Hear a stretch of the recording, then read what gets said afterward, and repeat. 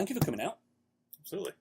So we are here today on, I don't even know what episode of any Spahtens TV we're on, but we have Brian Carney of Bone Frog Challenge. And we've gone back and forth months trying to schedule this. At least. Even as recently as 2 days ago, I was like, no, work's in the way, can't do it. Change 22. Right, but we're here. So thank you for coming out. Thanks for joining us. Thanks for joining me. It's great. So we're going to talk today about Bone Frog Challenge, about where Bone Frog Challenge is, where Bone Frog Challenge is going, where you've been, and what you've got planned. Because you guys have been around now since 2012. 2012. So you've been around a long time. Mm-hmm. And initially you just did, an annual race in... just one race a year in Charlemont, Mass, out in Western Mass. And everything I heard from the early days was, like, this is an ass-kicking, awesome race. Everyone has to go out. But as is typical in New England, well, it's more than an hour away from Boston, so nobody went, right? Right, or out where the dragons live. Right, where there be dragons. Right. But you seem to have got a lot more traction in the last couple of years. Mm-hmm. So you've gone from, I would imagine the first race is, a few hundred people? We had 300 at our first race ever. Yeah, I mean, that's hard to go from that to where you are now. Last race was, I think you said there was like over 2,000 people? We had 2,400 signed up. That's awesome. So it's pretty amazing. I mean, can't be happier with the growth on that. Yeah. There's nothing to...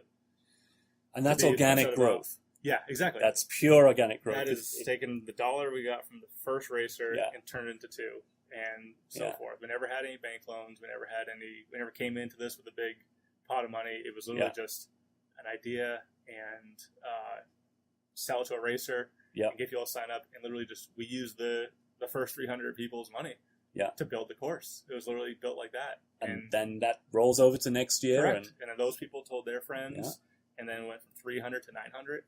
And then it was holy cow. It actually, it was well received. And then the 900 turned to 1,800.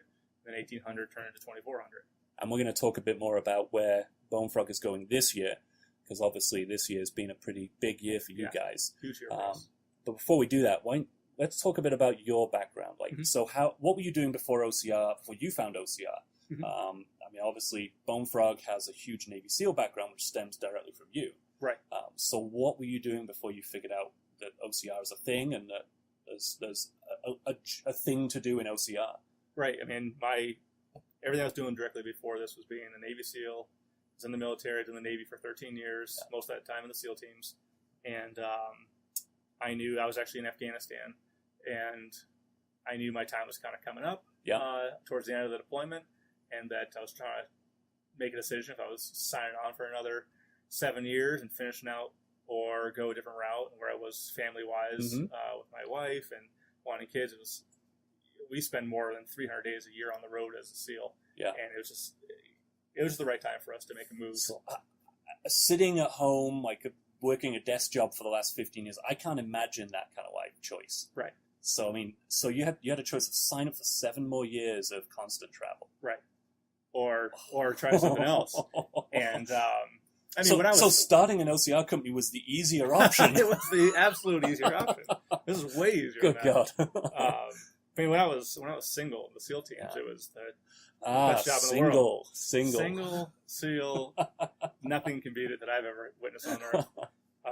Married is a whole different ballgame, you know. And as soon as you get married and you start looking at kids, and it's just settling down, finding school. It changes your priorities, and it's hard to balance that out in the SEAL teams because you're just, like I said, you're on the road so much, and you put it on the line every day, and it just, I don't know, it was awesome. And I mean, not to mention, my time in the SEAL teams was different than a lot of people's experience as far as I came in 2000, and the war kicks off 9/11.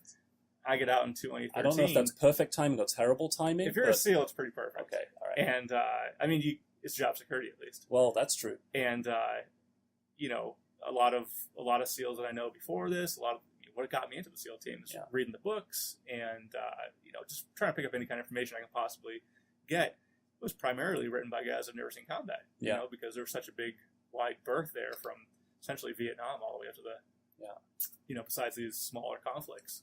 And anyways, I mean, with my time in, it was amazing, but it was also I saw more in my 13 years than a lot of guys would say they saw in a 30, 35-year career. I don't even want to imagine. Yeah, so it was good. I mean, I left on an amazing high. Mm-hmm. Everything was perfect. There was nothing. There's no issues in my career. There was like, I didn't like that part, or I have regrets. Just it was perfect. Good experience. Correct, absolutely. Awesome. I miss it every day. But this is for me, starting an OCR company was an opportunity to me, it felt like I kept one foot in the door because I'm hiring on a lot of SEAL buddies and a lot of SEAL guys that I did deployments with, work with, guys people like you know and brothers. trust. Absolutely. You trust them with your life. You'll trust them with a business. Absolutely. Yeah. And they want to come and help support this and get it going. And not to mention obstacle course racing, obstacle course in general, isn't far fetched from being a SEAL. I mean, that's what we do. It's part of the job. Yeah, in the trenches every day, working hard. So, I mean... putting everything on the line. Yeah. I mean, if you told me you're going to go from being a SEAL to a banker, I'd probably have a heart attack right there. I mean, it makes me break out into sweat just thinking about it. But this is like, I can do that. I not to mention, I went to the military right out of high school. Okay. I started the company right out of the military. So it's like, well, you want to do it. You want to go to college. You want to get a job. You want to go these different avenues. It's like, now I'm kind of point in my life where it's like, I want to jump into something with both feet. So why OCR? Why didn't you start a running company or a triathlon company or an event company? Well, most of the research I was doing on OCR was back in 2012. Yeah. And the trajectory was skyrocketing. It was skyrocketing. Everything's going great. And, the big players, Spartan Race, Tough Mudder, Warrior Dash, people, there's other companies, of course, too. They all had this, whether it was, in the face or preconceived, it was a military-style obstacle course. Yeah. I'm a military guy. I can do that. And not to mention the Navy SEAL obstacle course out in Coronado, California that every SEAL trains at. It's world renowned as being the hardest course out there. So now it's like, well, not only do I know obstacle courses, but I really was born and bred on the hardest course out there. Yeah. Whether, And that's the one they had the CrossFit Games at a few years ago, right? Carson's? Is that right? No. Is that different? Correct. This is one. All right. I believe it was. Okay. I don't believe it was out in Coronado because that's a closed course. Okay. All right. But regardless, it just seemed like something that was almost like a natural fit.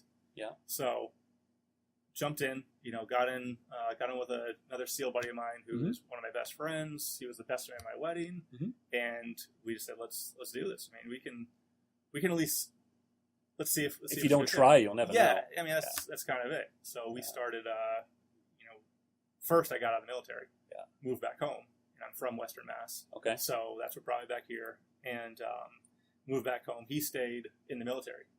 He still had a few years left, and so we started the company out of Western Mass. And so, why would we put a race on in any part of the country other than Western Mass for our first one? Because it's going to be the easiest to set up. Well, that's the smart thing. You stay local. Yeah. You can get to the venue every day. And correct. Yeah. So we really put one on in our backyard, essentially. Yeah. I mean, within 20 minutes away was our first race, and we spent 4 months building it. Yeah. I didn't have any other job, so I could put that time in and just plan the course out, plan the obstacles. I mean, the meticulous effort that I don't think anyone else can do because who can spend 4 months on one course? Right. It's totally different than the norm or the standard. And so that first course was something that it really can't be.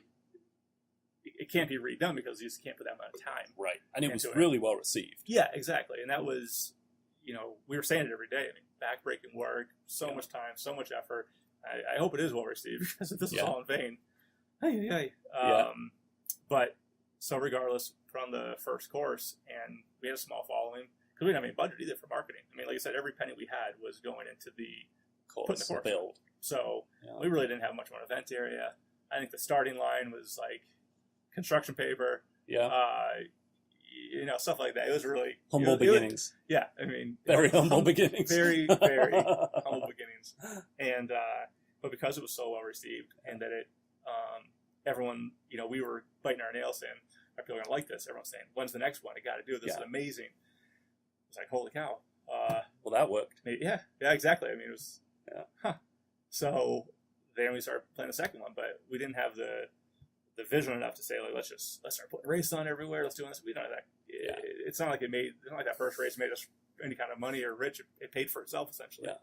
And from there, it was just let's continue to build this thing.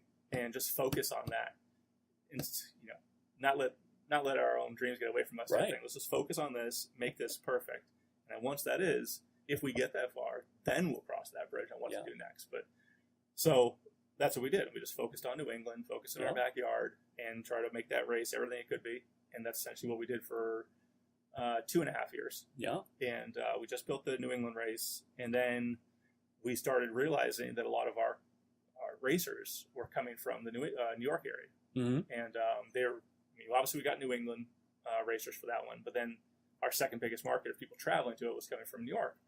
And it was a pretty substantial amount of people. New York, New Jersey, that kind of stuff. Yeah.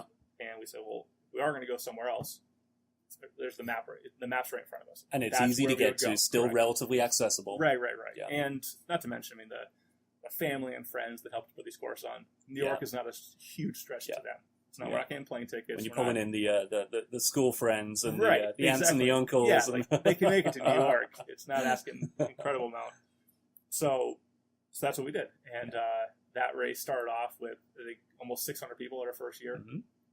And then from there, we just, then it started becoming a thing. Like, okay, we think we can start growing this thing a little more surely, a little more calculated, and continue on that path. And that's where we've gone from New England and tri-state area, we call it, to now this year being our third full year in business.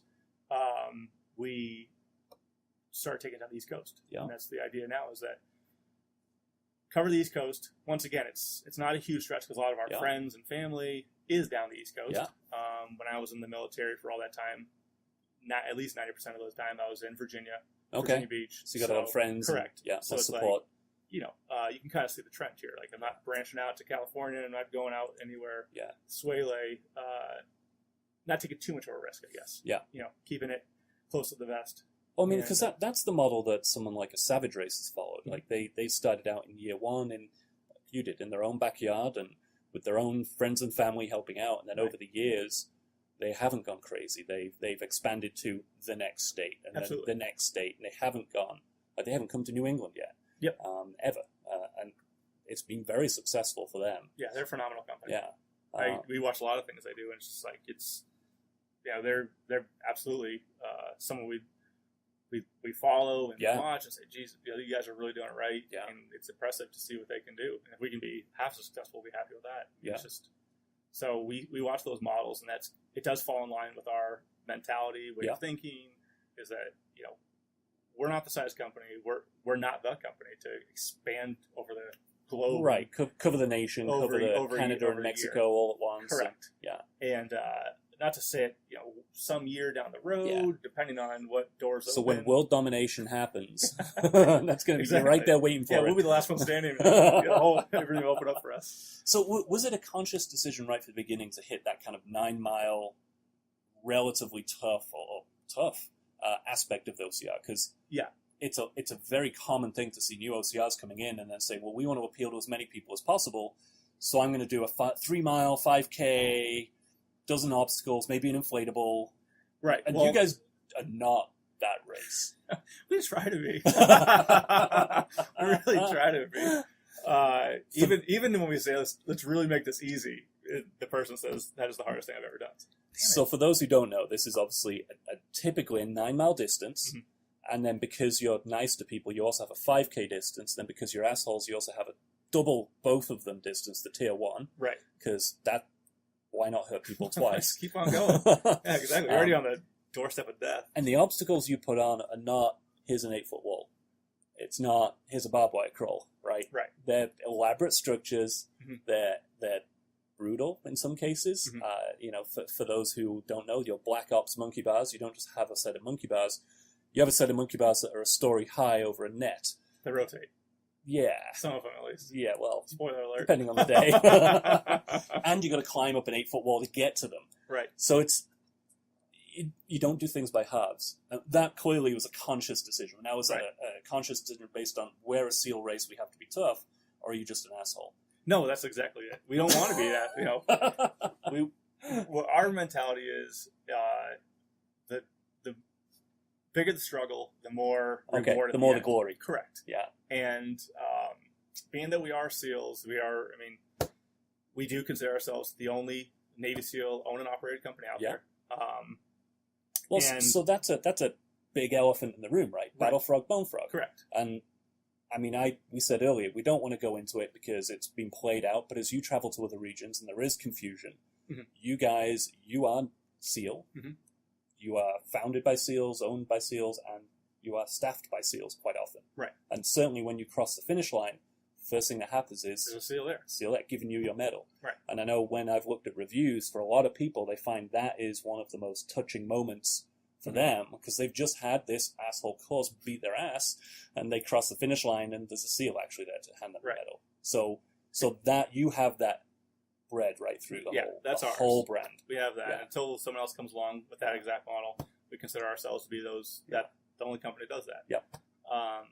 And not to also say that when we said we're going to build this course, it's going to be built with the mentality of we're pulling from all the knowledge we have from being a SEAL. Yeah. So you don't come to our course too often and see, slip and slide or foam pit, because they're fun, and not to say we'll never have those kind of things, but when we're coming up with ideas and we're scheming and we're saying, how can we make this as authentic as possible? Yeah.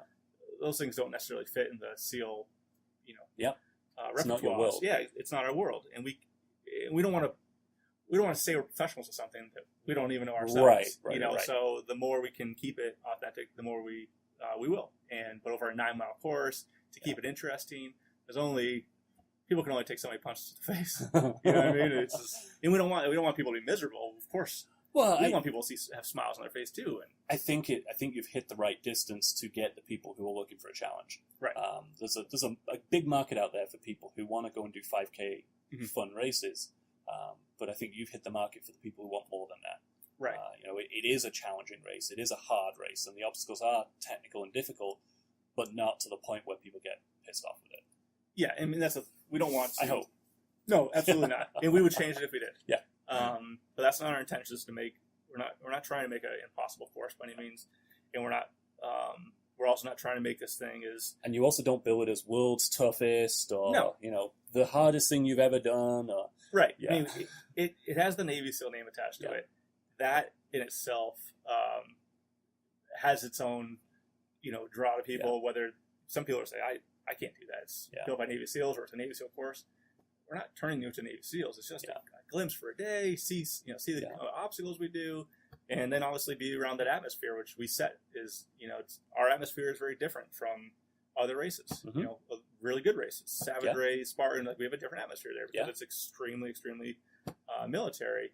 And not to say we're sitting there screaming at you, and it's wow, who would ever want to do that for fun? Drill instructors all over the place yelling and screaming. No, it's not like that. It's races have tried that, and you notice they don't do it very much anymore. No, I mean these are civilians that want to try this for a day, not military guys that want to see what it's like to be in the military.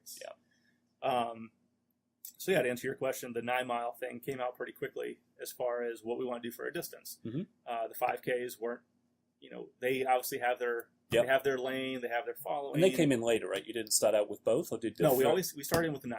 Okay, yeah, we started with the 9. That was it, and when we did our homework, we said that obviously at the time 5Ks were probably the biggest. Yeah, there was more 5Ks than anything else out there.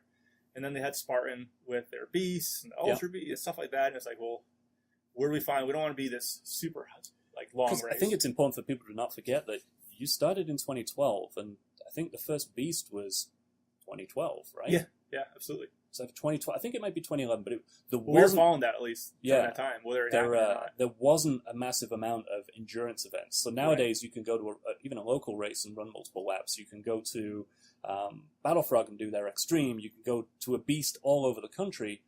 But back then there was a beast, and it was Killington. And that was it. Otherwise you were doing 4 or 5. Maybe we helped. Yeah. Maybe. Maybe the time was right. Yeah, exactly. The moon was in the right phase. Yeah, exactly. We're pioneers. So this last May event over in Western Mass was the biggest event you've done. Yeah. How did it go? How, from your perspective? Because I was there, I didn't get to run it because ninjas and blah blah blah. Course was phenomenal. People were phenomenal. The whole race was very successful for us. Obviously, I mean, we don't always point out our flaws, but all of our racer T-shirts, which we ordered 4 months ahead, didn't show up until 4 o'clock that day, right? That day.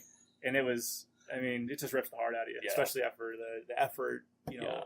I know there's a lot of people in OCR that do understand how much goes into these things. There's a lot more who don't. Right, but there's a lot of people that just Yeah. see it at face value and they don't know. And, you know, it's just, if we could tell them our story, like, that was, once it's out of your hands, it's out of your hands. Yeah. And it was ordered. So, but regardless, we got all the shirts out to everybody. And there's still a couple people that haven't, but either they had the wrong address or something. The shuffling. I mean, I know how bad it is to do, 100 items for the team. Right. 2,500? I can't imagine. Yeah, exactly. I mean, and not to mention, it's just the backbreaking work of making all that happen. And, for a small company, it's hard to bounce back from that. But it's gone really well. I think the overall feeling of the race is not like this is a major hit on Bone Frog, is I would never do the race again because of the T-shirt. Yeah. Hopefully that's not the case, but that's not the feeling we get. Yeah. And, besides that, for the course itself, typical growing pains of, we don't, even though we've done well in growing our numbers and stuff like that, we've turned that money back into the course and to make it, more elaborate obstacles or nicer. So we're not built so. Our stuff has never been built rickety. If anything, people have said, like, you build your stuff like castles. Oh my god! How do you? Sometimes it's like, how the hell do you even take them down afterwards? Correct. Yeah, exactly. They're almost like permanent structures, Yeah. and we build them out because we're so nervous of someone ever getting hurt, And so we want to make this thing as strong as possible. Yeah. But as we get more money from the racers and from the events, we turn in and that's obstacle's going to get it next and that kind of stuff. So regardless, when there's a balance in any business, but in obstacle course racing, the balance is, well, when do you go to more obstacles as far as keep the same obstacle but expand upon it? Yep. Well, do we do more obstacles and come up with new ones? Because there's a group of people here that, this 500 people, they don't want to see the same thing next time. Yep. They want something new and fresh. But this 1,000 people are brand new, never done it before. Correct. Yeah. And do you put the money towards new obstacles, or do you expand upon it? Yeah. Because the 500 people that did this time, they're going to want to see new stuff. But the people that come next time, if they have backups, it's going to be negative there. It's something you're, damned if you do, damned if you don't. So it is a fine line that we continuously walk. It's like, when is the time to expand the obstacle? When is the time to put new obstacles? When is the time to improve the obstacle? Sometimes it's, this obstacle held up phenomenal for 1,000 people. There's 2,000 people over it. I don't know if I feel as comfortable that it. Yeah. Will it cause a backlog? Is it going to start? Yeah. Is it going to perform the way we want it to? That kind of stuff. And not all the time it's safety. Yeah. You might have a water slide or something. I'm just using that as an example, but 1,000 people, it holds up great. If it had 2,000 people, there'd be holes in it, and it would, people get rocks and that kind of stuff. So, anyways, being that we are a small company and that we are pulling from, friends and family, and maybe not, we don't have we're not hiring on all these people that have 20 years in the sport. We're kicking the can down the road and figuring out things as we go, and so far it's really, really worked out for us. I have a question about one obstacle. Absolutely. And that is the, I call it gut check. I've heard it called sternum check, dirty name. It's called the dirty name of the SEAL teams. So you have the only 3-tier dirty name that I've seen in a series. There's a lot of 2 tiers. It's horrible. So you build it 3 tiers because of the SEAL background, right? We're built that thing as close to specs as possible. Right. And I see so many people get stuck on it. Oh, yeah. Whether they jump, grab, and fall, whether they go straight over the top and land on their head, whether they freak out and can't jump. Well, I mean, what's your tip? And assuming you've done this countless times by now, this obstacle. Yeah. What's your tip on not breaking your skull as you go over that top bar? Well, my own personal story with the dirty name is when my first time I ever got to SEAL training. Yeah. I was 18 years old. Young, gangly. Cocky. Yeah. But, SEAL training is humbling by any stretch of the word. And when I was on the obstacle course for the first time, I got to every other obstacle is pretty standard. You climb a rope, you climb a cargo net, you get to a wall, you know to go over it. You get to this thing, you're just like, what is this? So what do I do? And there's no one there being like, well, this is how you do it. Uh-huh. So I'm trying to just figure this thing out. Like I was, it's like a Rubik's Cube. What is this? And I think anybody, especially with my size, is incredibly easy to go from the first log to the second log. Yeah. And then all of a sudden you're up there, and you're what, 5 feet up on that second log, maybe? 4.5. 4.5 feet up. But that's your feet. Yeah. And Your then heads. I'm 6'3", so now I feel like I'm standing on top of a building. And you got to jump again. yeah, and the funny thing is, because you go log to log to log, Yeah. there's absolutely zero difference. You can get a measuring tape out. There's no difference from the first log to the second log Really? to the second to the third. It's the exact I would have same distance. sworn that second log was higher. Correct. Everyone is. Everyone is. It's mental though. You're up there and you feel higher, and all of a sudden I'm gonna fall, and it must be farther away. Oh, it must be taller. Well, and then once you start second guessing yourself, Correct. you start jumping badly, you start sliding right off it, you start landing on your head. That obstacle is the biggest mental obstacle we have. Yeah. And it's right in the festival. It's right. Yeah, Because exactly. everyone can watch. Yeah. So anyways, when I was doing it for my first time, it took me about an hour. Oh, God. And luckily I was young, because I must have did about 100 different takes and just smashing my chest into it, smashing my belly, smashing my everything, just smash. And it's not an obstacle that's built for strength. It's not a brute force No, thing. you can't just brute your way through it. It is, it's all technique. So what's the tip? The tip, which I've been told, and that I would absolutely agree to, is when you're on that when you're on the second pole, jump to the top, the very top one. Yeah. You have to try to clear it. You jump over the log, and by jump over the log, it's going to catch you right in the stomach, and you're set, and you roll right over. What everyone, 9 out of 10 people, maybe even more, they always try to jump to it, because they don't want to go over and fall, or they don't want to. So they jump to it, but now you're hanging. Their whole body's hanging down to the ground, and how are you going to get back up unless you're incredibly upper body that you can really kick your way back up? But no one's going to do that. No, I've come off that thing so many times that way. The trick is to try to jump way farther than you actually have to, and then catch it in your lower stomach. But it's so mental. So I've done that. I was at a Shale Hill. They have a sternum check that's two levels. Yeah. And we did Polar Bear Challenge a couple of years ago, and Polar Bear Challenge is in the winter, so it was way deep snow. Mm-hmm. And I did that. I jumped over the top log, grabbed it as I got up there, and swung right off, straight over the top, landed flat on my back, GoPro running the whole time, and all I could do was laugh my tail off because I landed in a great big snowdrift. If that happened in like the summer, that would have been painful. Different story. I mean, you're not legitimately trying to clear it. Like, you do want to catch it in your lower stomach, but people try to jump to it and catch it like in their chest or their hands, which ends up being in their chest. And then have you considered putting water under it or something for more padding? Because I saw a lot of people getting injured just from doing exactly that, jumping to it, sliding off. Well, now we've upgraded. Now there's always mulch or hay, a pretty significant amount too. Not just like laying some hay down, but actually make it pretty serious padding. Exactly. Yeah. And we would do it over water, but it's not built that way. It's hard to, because then you build the trenches out to go in the water. You still have to have the thing, unless it was suspended somehow, which if I'm opening. Now he's like, wait, how can I suspend it? cut tape. But no, it's Fit Challenger started hanging walls. Yeah, exactly. You could suspend it. That's the great thing about OCR. Your only obstacle is your mind, so you can go as far as you want with it, as long as it's safe. But yeah, I mean,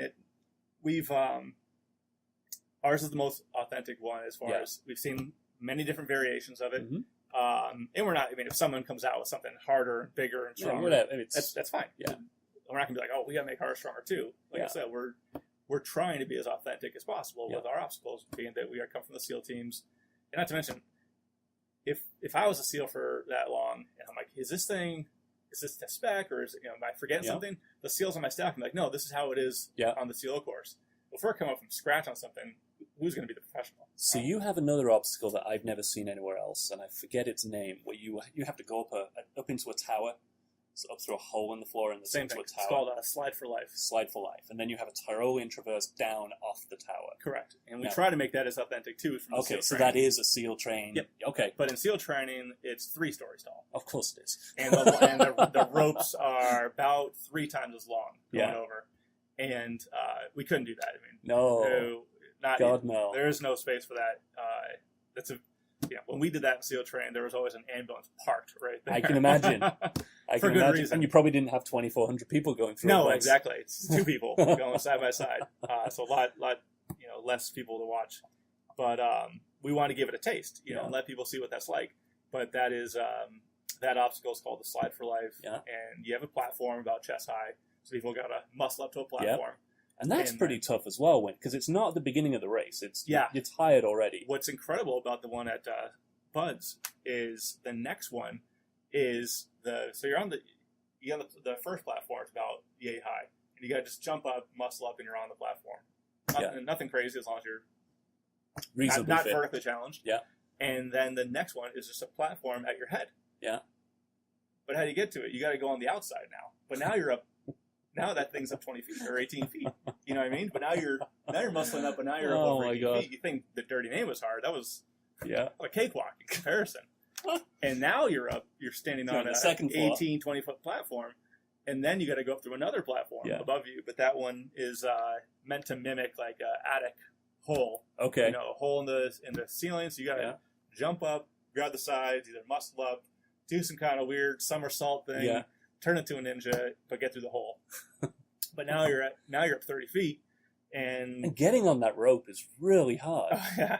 Like, it's not... You'd think going from a platform to a Tyrolean traverse, just a rope, is easy. Right. But when you're sitting on the edge of that platform, even just one floor up, it took me a long time. Yeah. Like, I think I went down backwards, and I edged my arms out, so I was kind of hanging with my feet on the platform. Right. Worst possible. I'm hanging, my feet are on the platform, my head's lower than my feet, and I'm trying to figure out how I could get my feet... All your weight is on your arms. 4 feet higher back onto the rope. Right. Yeah, no, it was a mess. Yeah. I got it, but it was a mess. It's funny to see people, because they go...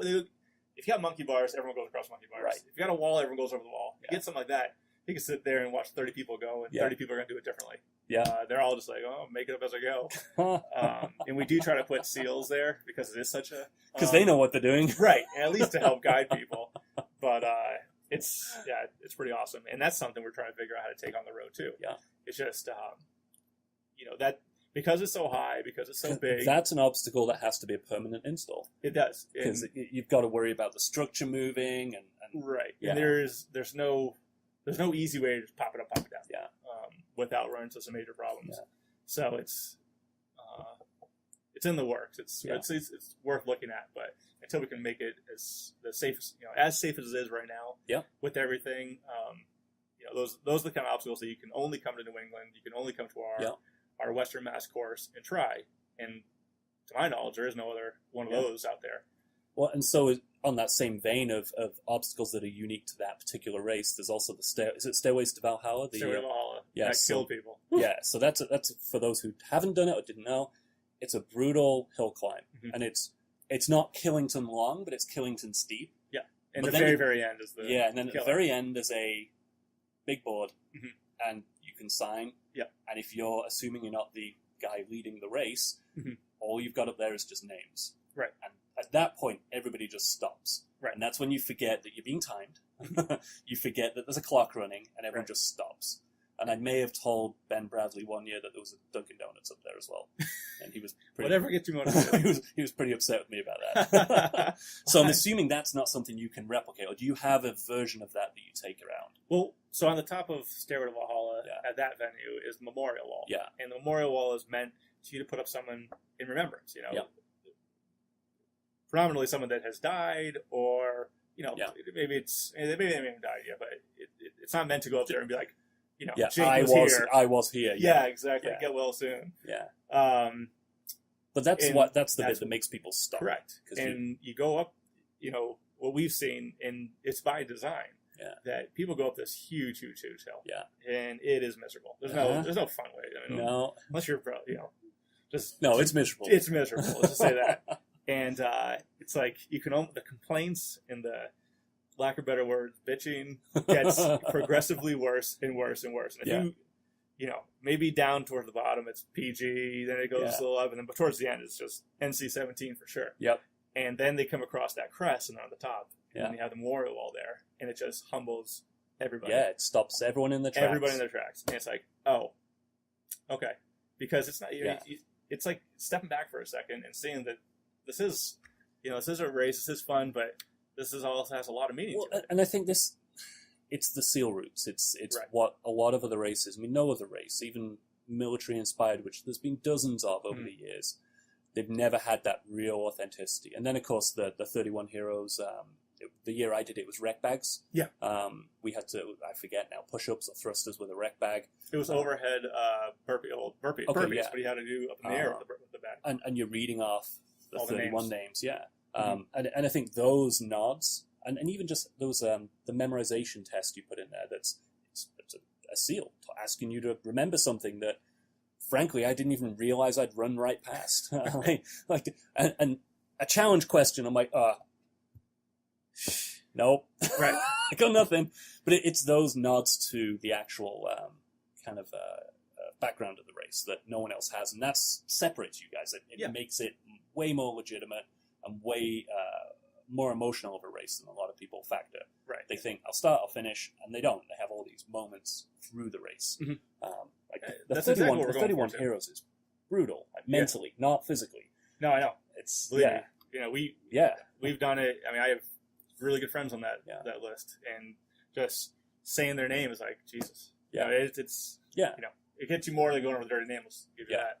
And but that's how we came how much out of that are you able to travel with? Because some of these are obviously like the tower is a permanent install. There's only 3 obstacles on our New England course that we don't travel with. Oh, it's the Slide for Life. Okay. It's on. Do you remember? I don't know if you. I didn't run this year. Right. But the year before, up on top of the mountain, there's a solar field. Yeah. It's all these solar panels and a big old field. And Yeah. there's 2 walls that are like I did that one, teepees, basically. Those we don't take on the road because, once again, they're big. Massive. Right. And then our last one is our spider wall that we do in the woods there. It kind of goes at an angle. Yeah. It's like it's kind of like what Spartan has. Yeah. But only ours, you're up 5 feet. Yeah. So Spartan, we kind of go across. You know, you're up on a peg. Yours are built into the forest, trees. Yeah, you're going over the thing, but if you fell, you fall down 5 feet. Yeah. It's soft again, but we don't carry that either. But we have a version of that called the cliffhanger that we use when accessible or when it fits to a. Not every exact course we do is identical too. Right. Because natural terrain. Correct. Yeah. And if it's less mountainous, less natural features, we might go heavier on buildable obstacles. Yeah. If there's more to offer as far as those kind of features, maybe it's a little less buildable obstacles and a little more of the utilizing the terrain. So it's a good point to talk about the travel, the kind of the remote races. So you've done 4 years in Massachusetts. This was our 4th year. 4th year. 2 years in New York. 3 years now. 3 years in New York. Not in New York, but tri-state. Tri-state. Because we did Staten Island in 2014. We did Raceway Park, Englishtown, New Jersey. Okay. Oh, that's right. In 2015. And then this year we did Atlantic City. Okay. Okay, so still tri-state area. Correct. So now that you're traveling even further afield, what are the logistics to getting all that stuff? Because people don't necessarily appreciate how many obstacles you have. Mm-hmm. You got a lot of obstacles, and they're big. Yeah. They're not flat pack. No. It's we have more obstacles than everybody else, or than a lot of people. Yeah. And a whole lot less budget. Right. So, are these just multiple trips in your pickup, or are you hiring big, huge that's the thing. trucks for this? People, one of my favorite things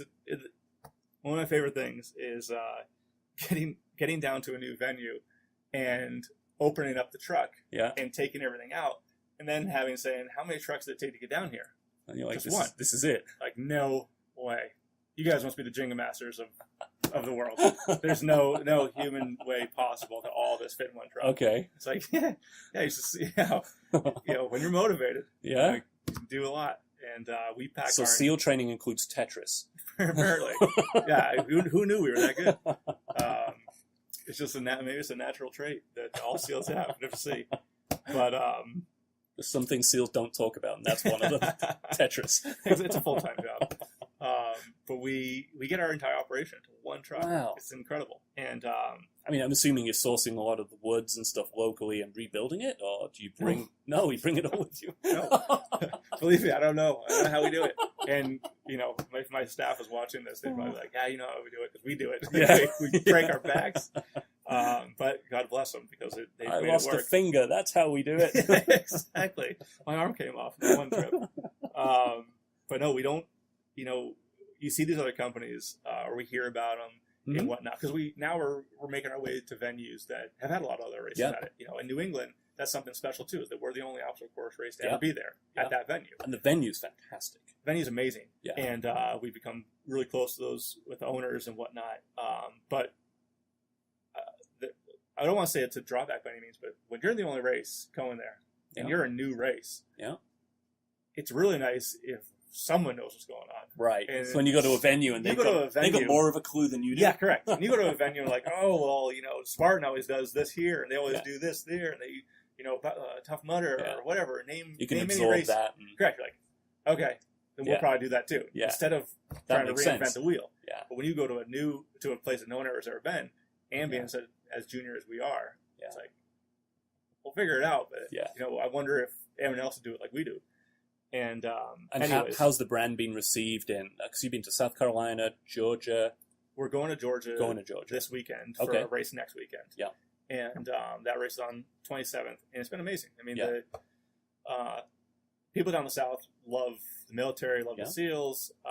It's getting over the obstacle of trying it for your first time, because a lot of them, it's a new brand. So I guess shout out to the Georgia obstacle races, because I'll be spamming them, I'm sure, with this. Yeah, absolutely. It's new. It's scary. It's people build up their own ideas of what this is. I mean, I myself, when I say I want to be a SEAL, when I actually showed up at the day to start training, I was like, wait a minute. This isn't what I want. Where's the castles and the fireballs and the dragons? Why am I playing Tetris? Yeah, this isn't what it's exactly. Why am I just pressing Tetris all day? But you make it up in your head, and then you come to it, and you're like, oh, actually, it was awesome. It was totally different for a lot of people. Well, and this is why you've gone from 300 people to 2,500 people, 2,400 people, is because they go home and tell their friends, who go home and tell their friends. Right. It's not as scary as I thought it was. You know what? I did it, and I didn't survived. Die. Exactly. I took it. I'm still here, still standing. I mean, and this is something I keep harping on about to a lot of people, is you've got to try the other brands, because if you don't, and they don't get that support, they won't be here the next year when you think, well, you know what, I'll let them have their first race, and then I'll go try them next year. That's what we hear most often. If nobody goes to their first race, they won't be back. Right. It's, I think that's just being in a junior market like this. It's the business. And we get it, and we don't, by no means do we hold any faults to anybody, because it's just human nature, I think, with a lot of things. Not just have to be OCR, it can be the new cell phone comes out, the new what have you, new car. Oh, wait till start driving around, that kind of stuff. It's the nature of the beast, but it is pain. I think it's more Someone felt has to be that early adopter. Yeah, it is more felt by a smaller company. Georgia's coming up. I got friends down in Georgia in the OCR scene, so tell me about the Georgia race. What's the venue like? What's it looking like? Well, it's a motocross place, which is really cool, because so a lot of up and downs. Well, they have an insane amount of miles of trails, and everything, but they also have 3 motocross tracks. One's like a professional track, and then 2 practice tracks. So the really cool thing about this is we're going to be able to come at you from a lot of different angles. You're going to have the motocross tracks, and these things have the big jumps on, the big mounds, the whoops. So it's like, that's kind of cool. You don't see it at every So dirty name at the top of a big... Absolutely. Suspended over water with sharks. And then you have woods, you have streams and water, a lot of hills. People that assume that these venues can't have that much stuff, or at least comparison. I hear that all the time. Like, you guys put an amazing race on at a ski venue in New England. How are you going to replicate that other places? I'm pretty sure everyone in New England is convinced there are no mountains anywhere else in the East Coast. It's just right there. It's just flat. It all just comes up to that mountain there. Right.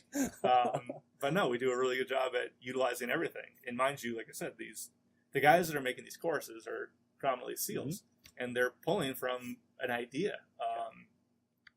I'm not hitting on any other companies, but if you designed an obstacle course race and your last job was on Wall Street or in a supermarket or whatnot, it's just, I like to think about it sometimes, like, what do go through their head when they're designing these courses? Because where are they pulling it from? They pull it from a book? Do they do they see a movie? I don't know where you go. Yeah, where's the inspiration? I know where I'm pulling it from. But it's I'm not saying one way is right or one way is wrong, or we're better, they're worse. It's just to me, I know where I'm pulling it from. You've got a solid background that's directly relatable. And some people maybe you see that on the course. Maybe that's why some people really like our course. Like, it doesn't seem like it was just thrown together. There's some thought that went into this. where'd you get that from? Because we're pulling that kind of knowledge. Yeah. And it's not just myself.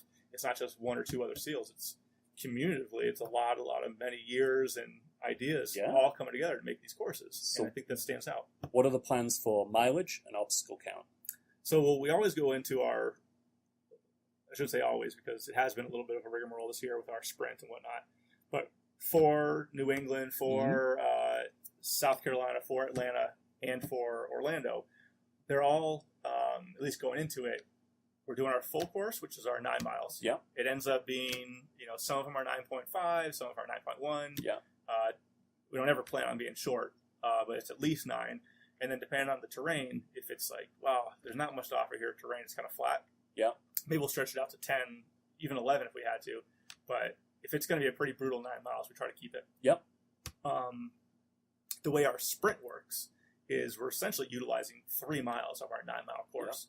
Yep. It ends up being, there always ends up being a section that the 9 miles doesn't do because it starts off with the same start line as the 9-mile course, and it runs a mile and a half, give or take, and then it breaks off on its own and it crosses the course, and gets on to mile 7.5, and it finishes the last mile and a half to get to the 9.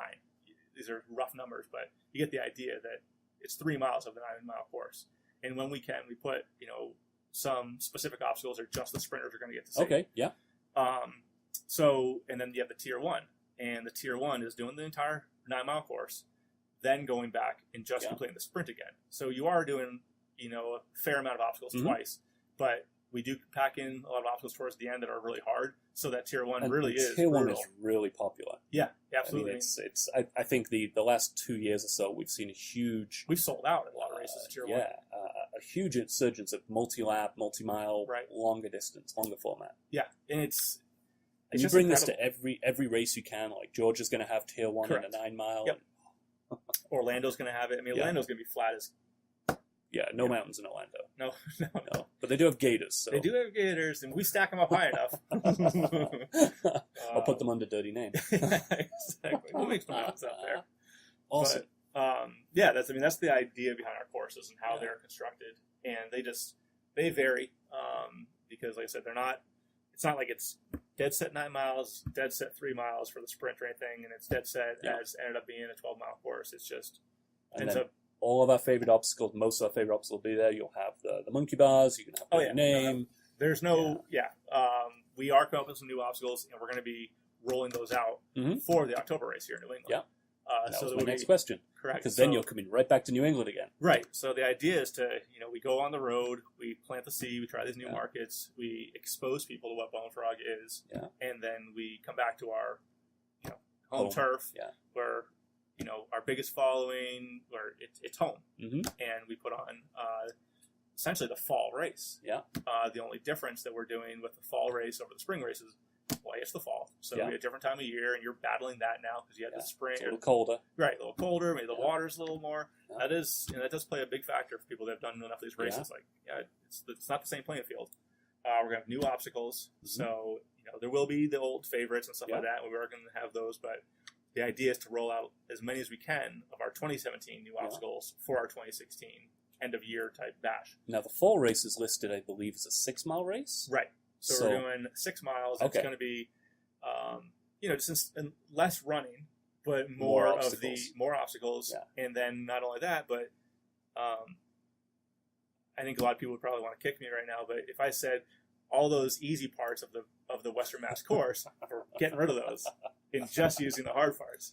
And so there's no easy parts on that course. Knowing the people I know, the next question is, how many times can I go around it? And I know you've been bitten by this before when you said no one could ever possibly do it twice. And somebody goes out and does it. And then you get these freaks in nature. Where do you breed from? It's incredible. It's just it's incredible to see these people. So no one could ever do 2 laps of the 9 miles. So how many laps could they never do of the 6 mile? Of the 6 mile? I'd say 3 in one day is pretty rough. That's incredible. That's incredible. So that's the challenge we're going to issue? 3 laps of the 6 mile. If you can do 3 laps of the championship course, you get a free T-shirt. You get something. Not yet to be put out there, but it's got to be something worth doing 3 laps because it's going to be a soul crusher. Are you going to do tier 1? Are you going to have a 5K version? How's that going to work? No, so we're not. That's Okay. what we're doing. We're removing the tier 1 and So removing the sprint. There's a 6 mile So for the that. sprint people have to Do 6 miles. go the extra distance. They have, maybe they did the sprint early on this year, and like hopefully, Ready to hopefully step worked up to it to get ready for this. And race the this 9 sprint. mile people Get have that to do going. it 3 times. Correct. And the 9 mile people that are like, because we have a lot of people, or just the sport has a lot of people that are great runners. Yep. Like, some people are great at obstacles, some people are great at runners, and then you get those few people that are great at both. Yeah. And the people that are great at running are like, crap, this is going to be a shorter course, but the same amount of obstacles? Yeah. We're not cutting out on obstacles. It's No. going to be the same amount of obstacles. It's just going to be more compact. But I'm looking forward to I mean, it. we're really focusing, really focusing on no backups. Yep. It happens because some Busy big teams that come through. So no matter how big or small the race is, when you get peak time, Mhm. there's going to be backups. Yeah. And it's the nature of the beast. and we could make these obstacles 100 feet wide if we want. But then you can only make one. Yeah, exactly. Like, there's only one obstacle on the course, but it's really big. It's 100 feet wide. You can all do it at the same time. And there's no backups. Absolutely. So I mean, it's a give and take. But we're trying to go with more obstacles and be as welcoming to people. And then if people do have backups, it's not our intentions. Yeah. We don't set out to have backups by any means. Nobody And does. when the people's reviews come in and say, I had a backup this obstacle, it really put a bad taste in my mouth, or I wish you didn't have any backups, we take that on board and we say, we look at that obstacle and say, is it as simple as moving it on the course? Later in the course, early in the course, after a water station? I don't know. Different. I mean, things. the year I did it, this is what happened with the water obstacle. So it was the year where you had the boats, Right. and then you went around, did some stuff. I think a log carry, and then there was a Tyrolean, and maybe I forget you went across the boats like that. Oh, and yeah, you came yeah. Back Yes, across you the did. And then Tyrolean. you went across the ropes, and then you had the snow guns blowing 85 mile an hour wind rain on you. And the ropes were okay, but there was a lot of backup for the boats just because they were a funnel. They were narrow point, and a lot of people early in the course. And I know they went away from that section of the course this year. Just and I say this all the time to the New England Spartans and in general is write these reviews because it's not bitching, it's feedback. Absolutely. If you struggle with a boat because it's narrow, say something, and guess what? The next year the boats have moved. Right. But you don't give the feedback. You don't get. Absolutely. And we need the constructive criticism because if you write into us and say, the course sucked, didn't like it, I'll never do it again. That doesn't help anybody. Sorry. Yeah. I mean, where do we go from there? Yeah. How do we get better? How do we improve our experience? But if you write down like, I really didn't like this, I wish you did this, maybe try this next year, it's like, absolutely, we literally take that to heart, and we very much, if we can change it for the very, very next race, we will. Yeah. Depending on when it comes in. Yeah. And that's the difference between growing a company from the ground up or having something that's established. It's like it is what it is. We're not established by any means, and we're never going to stop growing. 4 years in, and you don't feel like Bone Frog's established, or no? Okay. I mean, New England market. We Okay, feel that's is our home. Yeah. It's where we rest our head. Yeah. It's where we come back to every race. It's where it feels like family here. Yeah. And that's New England to us. And established is not a word I'd say lightly, but I'd say if there was any place that wasn't called established, New England would be the closest to that. Yeah. But we're following the trends of going other places, but not growing too fast. Mm-hmm. And then the East Coast just feels kind of it's accessible and the people are familiar. Right. Yeah. And people will also travel. Yeah. I mean, it's not a ton, but even for our next race in Atlanta, we've had a lot of we've had New England Spahtens email in like, I'm doing your Atlanta race. Like, seriously, you're on the team all in New England and you're going to Atlanta. That's amazing. That. Yeah, and it feels awesome because it's almost like a security blanket. Like we're bringing our friends. Like whoopies are coming. Yeah, exactly. Like our people.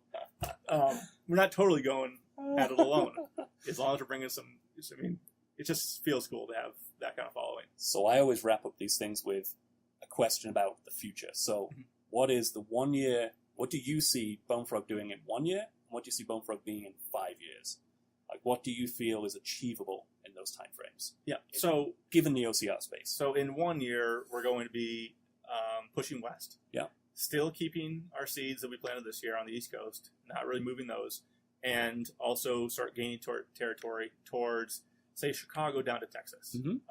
That's the kind of the line of Hit delineation. the Midwest. Yeah, and that doesn't mean we're going to be in Chicago and in Texas. We may, Yeah. but between here and Texas is venues we're looking at, and also trying to take as much feedback as we get, because we get a lot of emails, we get Mhm. a lot of phone calls. Come here, come here, come there, and if someone says come to California, it's like Yeah, we're trying, but give us and whatever you do, if they put a petition online, they have 1,000 signatures. That doesn't mean they're all going to show up at the race. right, exactly.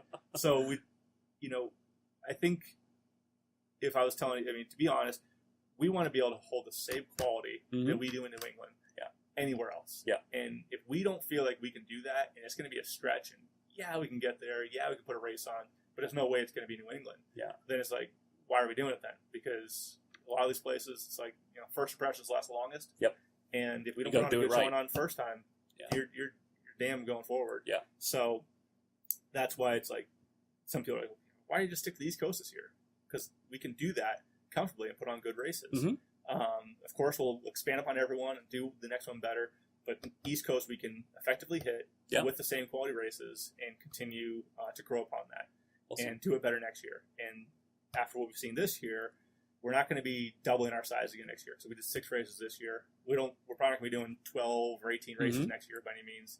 But Just very careful, very planned. 10 to 12 races is attainable. Yeah. But we would like to start doing like a spring and a fall Mhm. back in New England, and if we can, come back to our home Yeah. area. Back to the mountain. It's what makes it all worth it. Yeah. It's Awesome. to see those faces and see the people that the friends we've made, and the people that come to our races over the years. It's like, man, I didn't even know you a couple years ago, and now No. it's like we're friends, and it's We just had lunch, Yeah, a couple of exactly. beers. yeah. That's what makes it worth a while to do this kind of stuff, and we just keep on doing that, keep enjoying it. Well, we will call it. Thank you for coming out. Thank you.